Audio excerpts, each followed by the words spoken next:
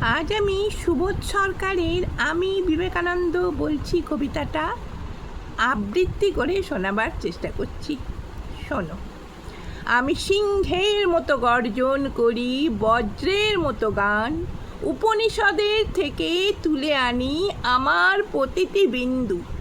মাথা উঁচু করে আমি বলে যাই আমি একজন হিন্দু। আমার শরীরে ম্যাথর রয়েছে, আমার শরীরে মুচি, আমার শরীরের সবর ধমনী হয়েছে সূচি। দুমুঠো অন্ন যদি পাই আমি, তোমাকে না দিয়ে পারি।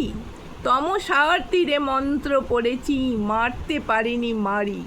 উপনিষদের থেকে তুলে আনি আমার প্রতিটি বিন্দু। মাথা উঁচু করে আমি বলে যাই আমি একজন হিন্দু।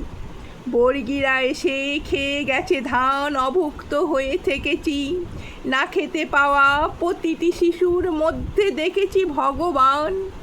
আমি তোমাদের, আমি বিপদের, আমি অভাগার, আমি ম্লেচ্ছের, আমি যবনের, আমি খ্রিস্টের, রাজবংশীর আমি রক্ষক।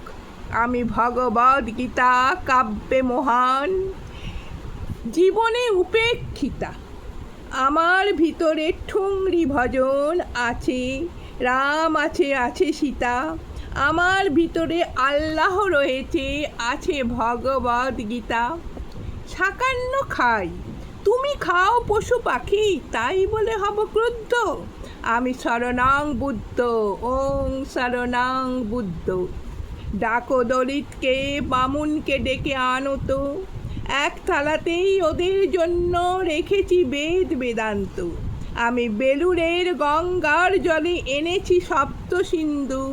মাথা উঁচু করে আমি বলে যাই আমি একজন হিন্দু।